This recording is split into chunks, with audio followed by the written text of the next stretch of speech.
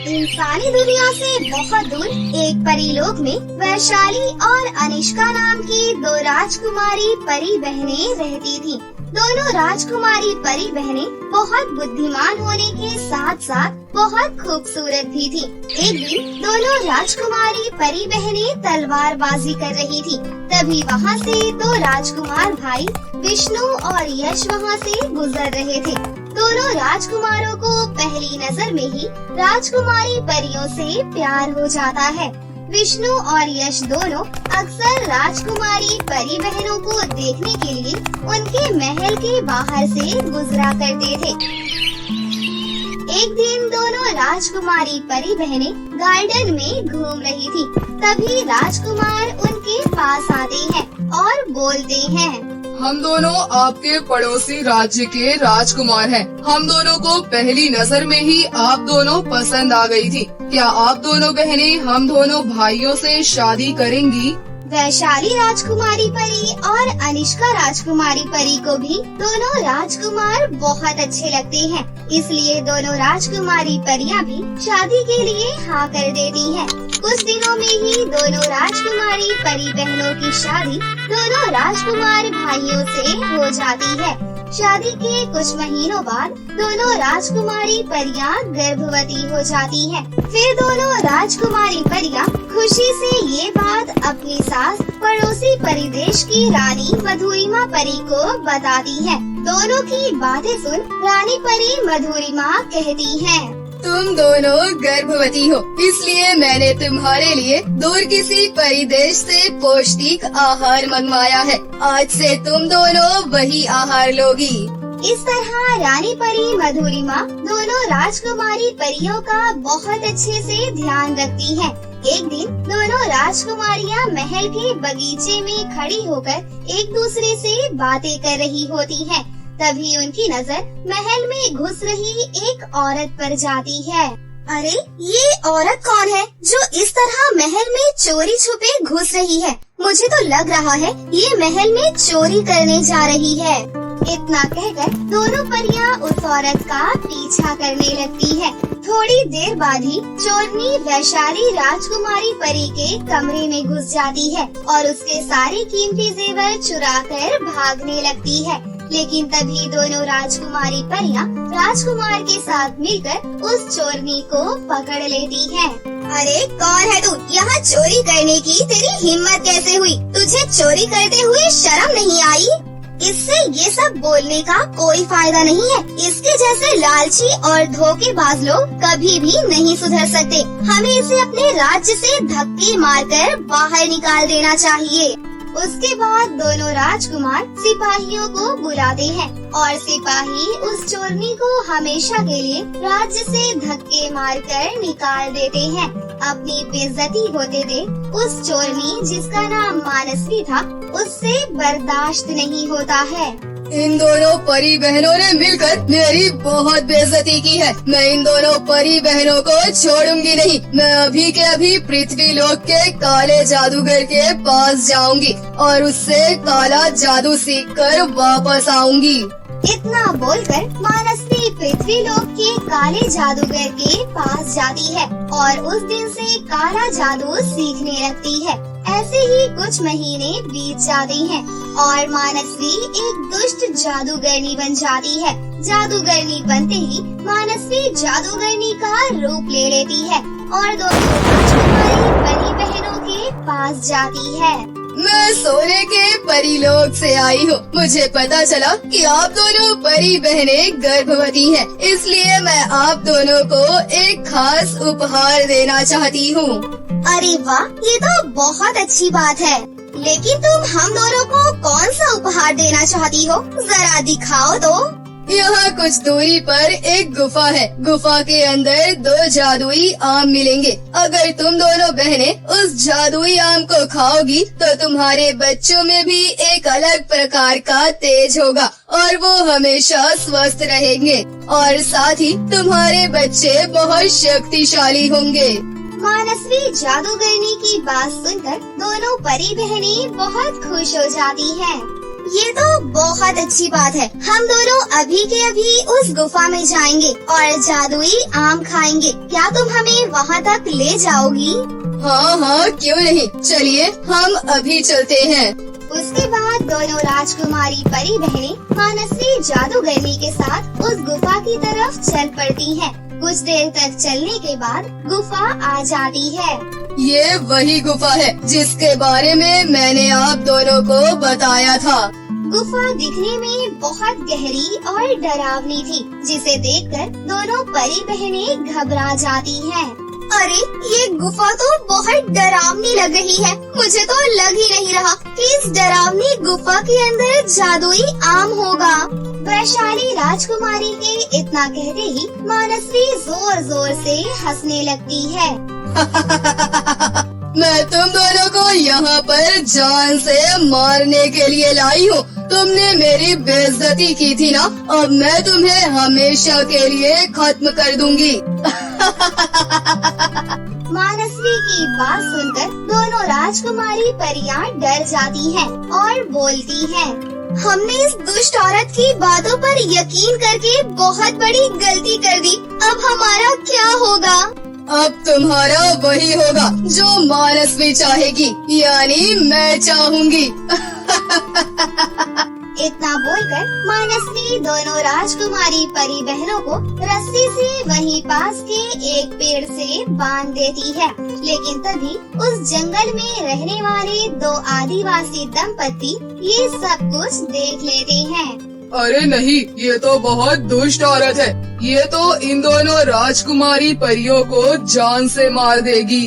हाँ चलिए, हम अभी दोनों राजकुमारी परियों की जान बचाते हैं। इतना बोलकर दोनों आदिवासी दंपत्ति अपने हाथ में तलवार लेकर मानसी के सामने खड़े हो जाते हैं।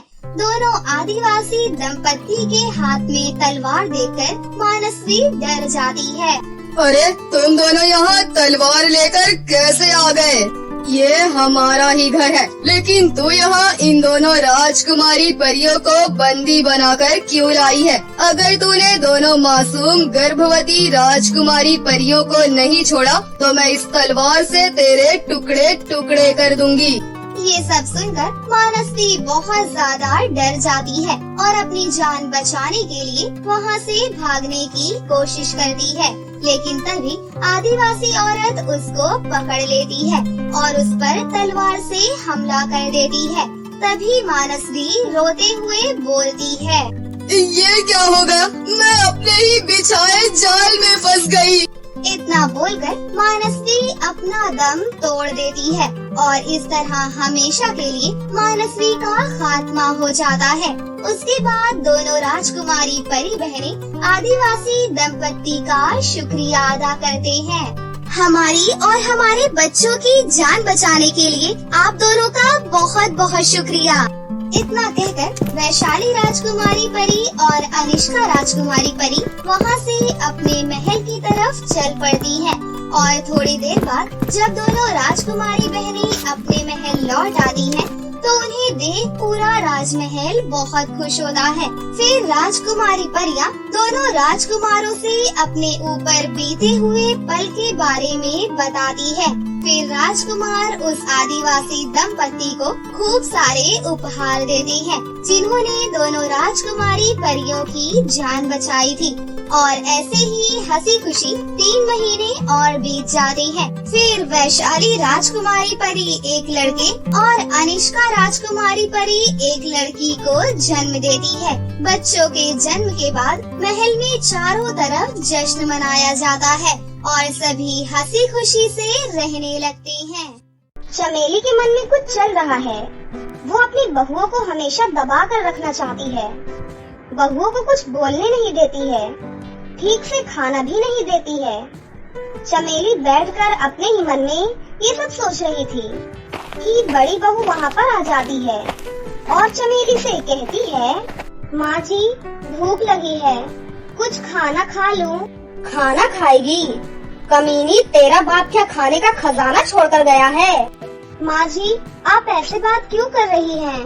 मैंने सुबह से कुछ नहीं खाया है। बस मैं ही क्यों, हम तीनों ने कुछ नहीं खाया। एक दिन खाना नहीं खाएगी तो मर नहीं जाएगी।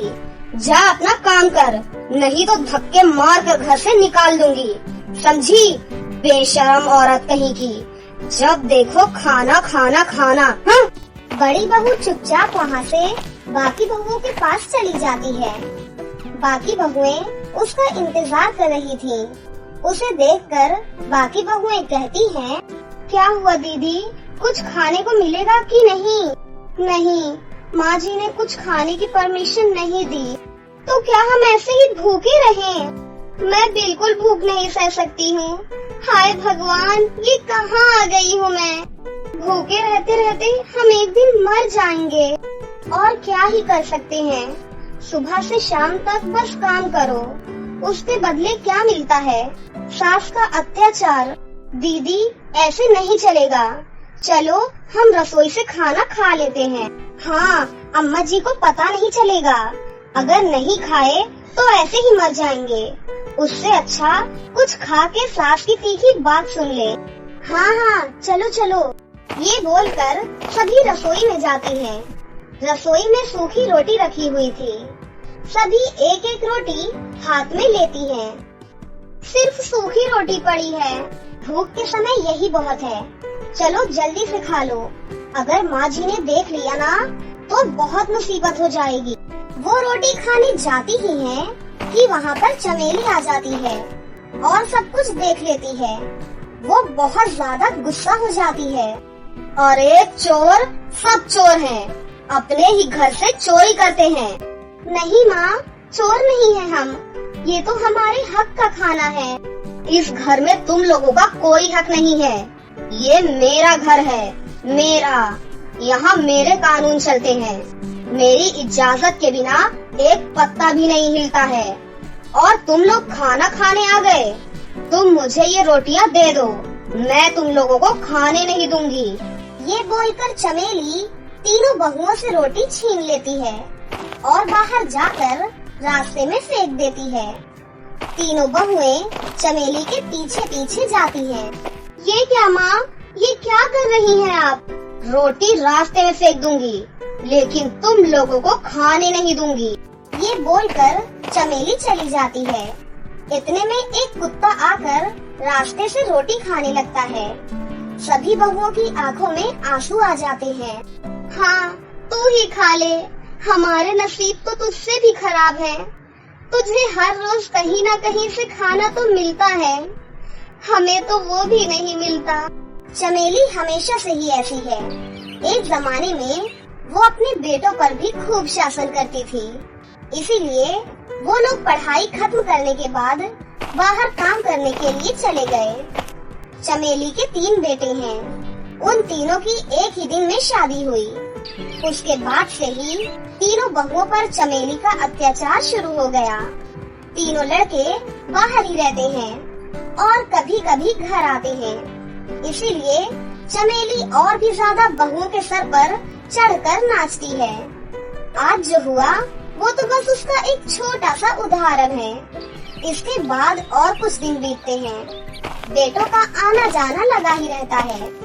तीनों बहुएं उनको कुछ बोल नहीं पाती हैं। ऐसे ही चलता रहता है। कुछ दिनों बाद तीनों बहुएं गर्भवती हो जाती हैं।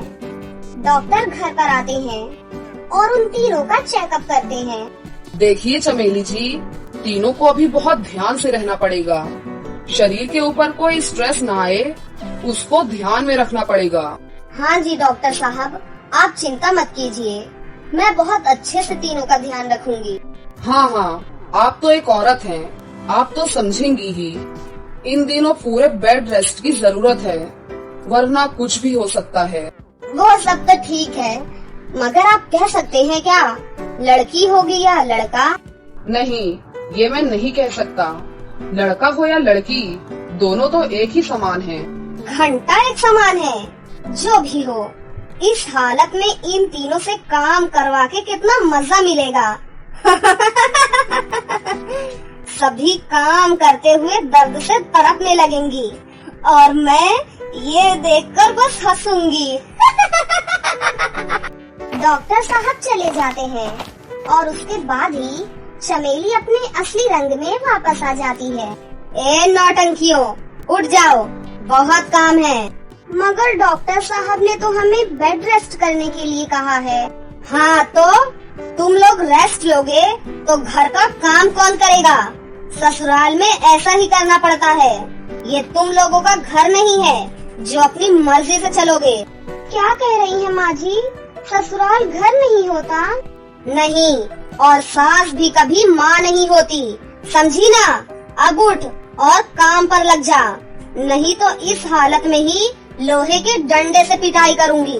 डर के मारे सभी उठ जाती हैं और घर का काम करने लग जाती हैं। काम करते करते बड़ी बहू का पेट दर्द करने लगता है। आह आह, पेट में दर्द हो रहा है। आह, क्या हुआ दीदी? आप थोड़ी देर के लिए बैठ जाओ। बड़ी बहू बैठ जाती है। इतने में चमेली वहाँ पर आ जाती है। क्या हुआ? काम छोड़कर बैठ क्यों गई? पेट में बहुत दर्द हो रहा है माँ। ये सब नाटक है, नाटक। काम न करने का बहाना। काम नहीं करेगी ना? चल फिर, इस घर में तेरी कोई जगह नहीं है। ये बोलकर चमेली बड़ी बहू को खींचकर ले जाती है और घर के बाहर धूप में छोड़कर घर का दरवाजा बंद कर देती है। बेचारी बहू धूप में बिना पानी के तड़पने लगती है और रोते हुए भगवान से दया की भीख मांगने लगती है। हे भगवान, ये कैसा जुल्म है? आपको क्या कुछ दिखाई नहीं दे रहा है? कुछ तो कीजिए भगवान, हम पर दया कीजिए। इतने में वहाँ वो कुत्ता मुंह में पानी की एक बोतल लेकर आता है और बड़ी बहू की गोद में रखकर दुम हिलाने लगता है। एक तो ही है जो हमारे दुख को समझता है। ये ले, तू भी पानी पी ले थोड़ा सा। बड़ी बहू खुद पानी पीती है और कुत्ते को भी पिलाती है। ऐसे ही दिन बीतते रहते हैं। कुछ महीनों बाद एक रात फिर से बड़ी बहू के पेट में दर्द शुरू होता है। वो दर्द के मारे तड़पती है, मगर तभी चमेली उसको रोटी बनाने के लिए कहती है। बड़ी बहू साफ मना कर देती है। बहुत हो गया माँ, अब और नहीं। आपको दिख नहीं रही है हमारी हालत? मैं और कोई काम नहीं करूँगी। नहीं करेगी तो पूरी रात पड़ी रहे घर के बाहर। चमेली बड़ी बहू को फिर से घर के बाहर रास्ते में ढकेल देती है और दरवाजा बंद कर देती है। बड़ी बहू का पेट दर्द बढ़ता ही जाता है। इतनी रात को कौन उसकी मदद करेगा? तभी वहाँ पर वो कुत्ता मुंह में चादर लेकर आता है और बड़ी बहू के पास चद्दर को बिछा देता है। बड़ी बहू उस पर लेट जाती है। उसी रात घर के बाहर ही बड़ी बहू की एक बेटी पैदा होती है। हे भगवान, आपका लाख लाख शुक्र है। मेरी बेटी बिल्कुल ठीक ठाक इस दुनिया में आई है। बड़ी बहू उसको गोद में लेकर सो जाती है, मगर उसको क्या पता कि उसकी सास ये सब छुपकर देख रही है। सो जाने के बाद चमेली वहाँ पर आती है और चुपचाप बच्ची को उठाकर वहाँ से चली जाती है। वो थोड़ी दूर जाकर बच्ची को रास्ते में फेंक देती है। बच्ची जोर जोर से रोने लग जाती है। चलो, जान छूटी इस मनहूस से, छुटकारा मिला। चमेली वहाँ से चली जाती है। जब बड़ी बहू सुबह नींद से उठती है तो देखती है कि उसकी गोद से बच्ची गायब है और वो रोना धोना शुरू कर देती है। हाय भगवान, कहाँ गई मेरी बच्ची? यहीं पर तो थी मेरी गोद में, कहाँ गई? उसका रोना सुनकर बाकी बहुएं वहाँ पर आ जाती हैं। चमेली भी वहाँ पर आती है। माँ, आपने मेरी बच्ची को देखा है क्या? नहीं तो चलो अच्छा है, बेटी ही तो हुई थी ना। आखिर बेटी होने का क्या ही फायदा? आप ऐसा बोल भी कैसे सकती हैं? आखिर वो मेरी बेटी है। आपके जैसी निर्दयी औरत मैंने जिंदगी में नहीं देखी। अरे वाह, अब बहुत जुबान चल रही है तेरी। अब देख मैं तुझे क्या करती हूँ। ये बोलते ही चमेली बड़ी बहू के ऊपर हाथ उठाने जाती ही है कि तभी वहाँ पर वो कुत्ता आ जाता है और चमेली के हाथ में काट लेता है। अरे मर गई, बचाओ, हाय बचाओ।